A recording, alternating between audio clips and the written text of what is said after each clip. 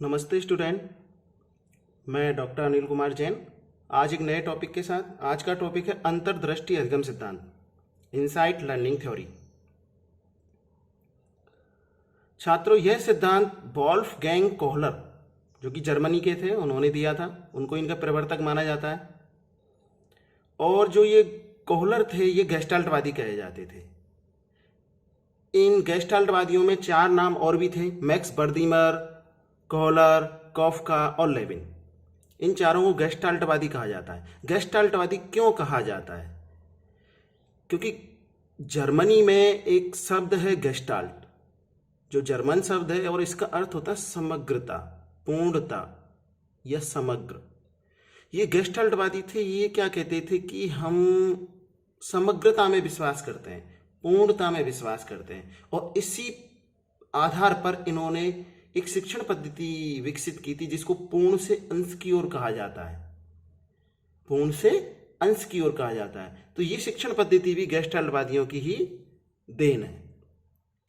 Gestalt मनोविज्ञान की स्थापना बर्दीमन ने की थी 1912 में। इस सिद्धांत को हम और भी नामों से जानते हैं, जैसे कि गेस्टाल्ट सिद्धांत, समग्र सिद्धांत, सूझ का सिद्धांत।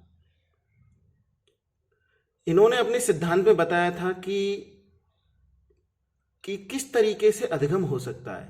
इन्होंने ये कहा था कि अधिगम के लिए जो बच्चा है उसकी स्वयं के अनुभव से जो उत्पन्न सूझ होती है, वही हमारी अधिगम का आधार होता है। ऐसा इनका मानना था कि हमारे अंदर जो स्वयं एक सूझ उत्पन्न होती है, वही हमारे अधिगम का आधार होता है। इन्होंने इसको सिद्ध करके बताया और इन्होंने एक प्रयोग किया। अपने प्रयोग के माध्यम से इन्होंने सिद्ध किया, और इन्होंने प्रयोग किया था एक बनमानुस पर, या इसको हम चिंपांजी कह सकते हैं, और इसका नाम था सुल्तान। ये क्वेश्चन भी कई बार एग्जाम में आ चुका है कि कोहलर ने किस नाम के बनमानुस पर या चिंपांजी पर अपना प्रयोग किया, तो सुल्तान नाम का चिंपांजी था। इन्होंने क्या किया, जैसा आप चित्र में देख रहे हो, कि इन्होंने एक चिंपांजी को एक कमरे में बंद कर दिया, जैसा आप चित्र में दिखाई दे रहा है, और उस कमरे में ऊपर एक छत पर एक केले का गुच्छा लटका दिया।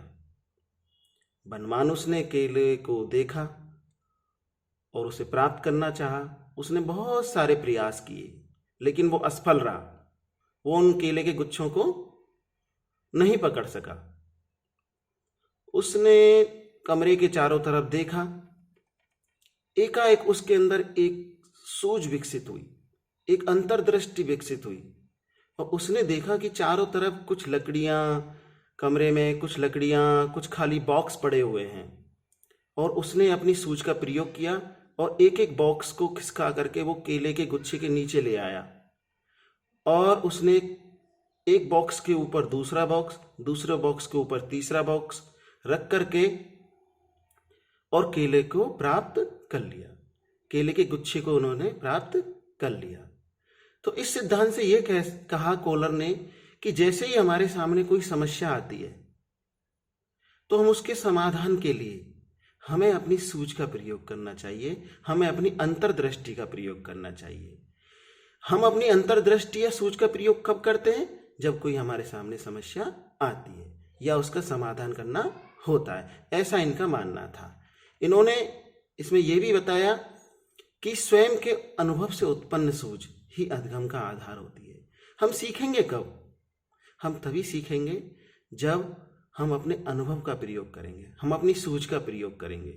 और अपनी सूझ का प्रयोग हम कब करते हैं? जब हमारे सामने कोई समस्या आती है और उसका समाधान करने के लिए। तो ध्यान रखना फ्रेंड्स, इसमें समस्या समाधान एक वर्ड आया है।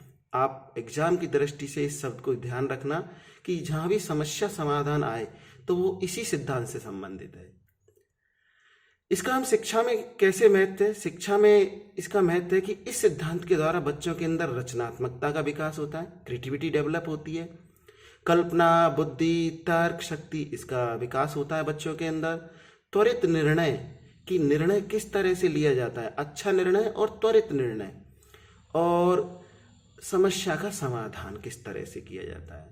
ध्यान रखना, समस्या का समाधान दोस्तों अधिगम का उच्चतम स्तर माना जाता है। अगर जो व्यक्ति समस्या का समाधान कर लेता है तो वो अधिगम मतलब सीखने का एक उच्चतम स्तर माना जाता है। तो ये था हमारा आज का टॉपिक, अंतर्दृष्टि सिद्धांत। मुझे आशा है आपको अच्छा लगा होगा। फिर मिलते हैं एक नए टॉपिक के साथ। तब तक के लिए नमस्कार।